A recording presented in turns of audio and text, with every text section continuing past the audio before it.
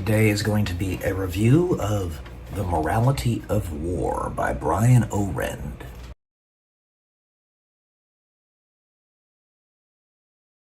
YouTube does not push my videos or pretty much anybody's. Even if you're subscribed and hit the bell notification, you actually have to go to my channel manually yourself to find the videos and watch them.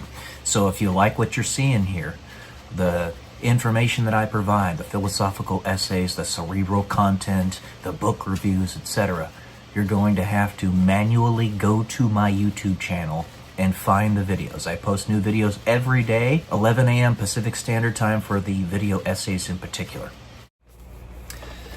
All right. Hello, everybody. Welcome to day 426, I believe. Telling me YouTube millionaire. So this book is a book that I was made to, or was added to my reading list when I was at the Air Force Academy, but I never actually had finished it. So I decided to crack it open a few days ago and just gobble it up as quick as I could, because it seemed very prescient, very applicable to the times, that is. And it's a very good book. It gives you insanely good background and understanding, education on what just war theory is and the difference between pacifism and realism. Pacifism and realism are essentially different sides of the pendulum, where just war theory is kind of a middle ground. However, for just war theory to even be a possibility, the belligerents within a war have to have scruples. And this is part of the reason why, in fact, more than likely the entire reason why, the United States has put so much effort, time, money, and energy into building the most massive military the world has ever seen, by orders of magnitude. There's no doubt about that, especially after the surgical strategic strikes that you saw us take care of, go through, in Iran just recently, and various other conflicts throughout the globe. I mean, look at what we did with Maduro. We literally strategically went in there, surgically grabbed him out, and brought him back to the States, using some of the most advanced technology and best trained troops in human history. The purpose of that was, as you might be able to say, if there is to be war, then let it be conducted by the most just and righteous amongst us. The United States, being a faithful country with a background in Christianity, Judeo-Christian foundations, you would hope, you would pray, is the most reasonable, non-belligerent, or non-crazy government in the world. I would say this is true. Absolutely. And one of the reasons you can say this is true, in fact, is because of all the criticism that the United States has levied against it. And our country allows it. Because the only way you get better is if you listen to criticism, as long as you allow the violence to stay out of it, and you take it under consideration and try to become better from it. If the United States were truly insane and didn't want to tolerate any judgment whatsoever, then we would have done what Nazi Germany did back in 1939 to 1945. We would have done the same thing as them, which is, if we saw land that we wanted, we would have conquered it. If there were countries out there that were saying bad things about us, we would have conquered it, etc. He wanted to reestablish a new Roman Empire. He was, as of course, insane, right? So, this book is very good, but it's also very academic and very dense.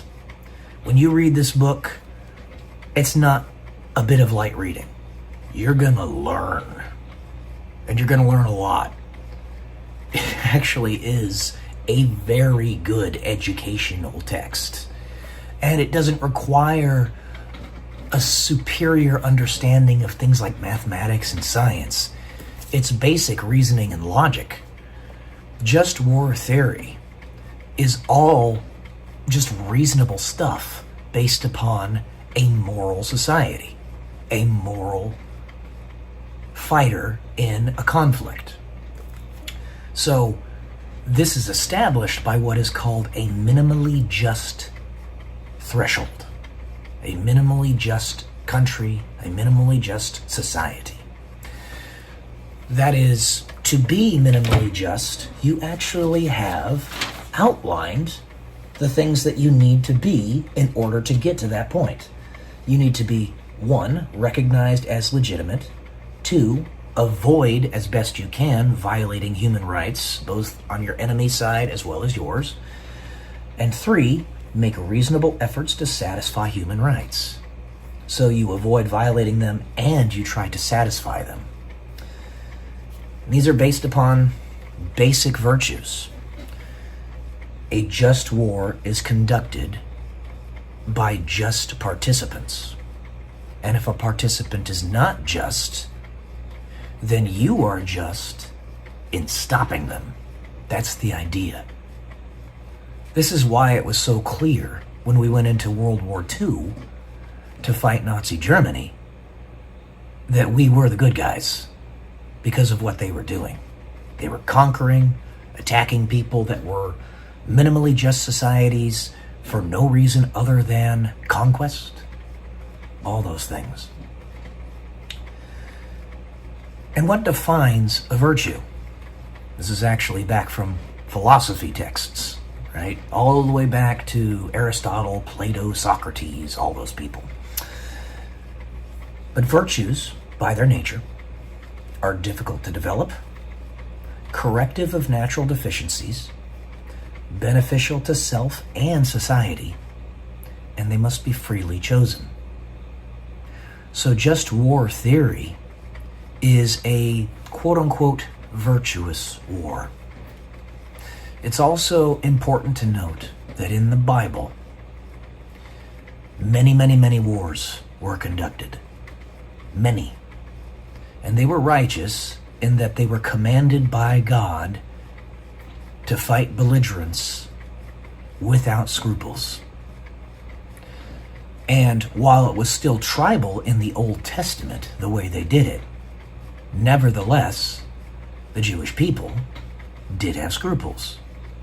And based upon the Ten Commandments, did have a foundational morality. And though, like I said, it was tribal, that wasn't necessarily spread to their enemies. It usually was. Many arguments have been made that Jesus was a pacifist. Absolutely not. He was not. He didn't want us to go to war, but he said himself, he comes with the sword. And he also did say that those who live by the sword die by the sword. But on earth we all die. All of us. And he died on the cross for us. We're all living by the sword here. And he comes with the sword. When your enemy hits you or smacks you in the face, turn the other cheek. That does not mean ignore it, act like it didn't happen. It means taunt them. You turn the other cheek and say, slap my other cheek, you little son of a bitch. That's basically what it is. And you can make those kinds of arguments all the time. He wasn't a pacifist. And you can also understand this through the background that the Catholic Church, generally speaking, backs just war theory. St. Augustine was one of its main contributors. Before it was known as just war theory, he was explaining how wars can be just, along with many other thinkers of the past. So, again, a very good book. And honestly, it is interesting. You're not going to just read it and fall asleep because it's dry. No, it's actually quite interesting. Very appropriate, very applicable to the modern day, It's part of human nature. It's part of the human condition that we go to war with one another. It's just, we have not gotten past that in our condition yet. It's dense, and while it might not have many pages, it's only 268 pages, it has a lot filling those pages. So I recommend it to anybody, but especially for those who are trying to get a better understanding of just war theory, and especially for those who want to get a good education, not just read slop, right? Which there's a lot of that out there nowadays. So very much recommend it. It might give you a better understanding of what's going on in Iran, in Ukraine, in Venezuela, in Russia, what potentially could happen in Mexico and Colombia and Cuba. It'll help you a lot. It's very appropriate to the time. Deus Vult. It even says that in the book. God wills it. Deus Vult. So, there you go. Love y'all. Peace.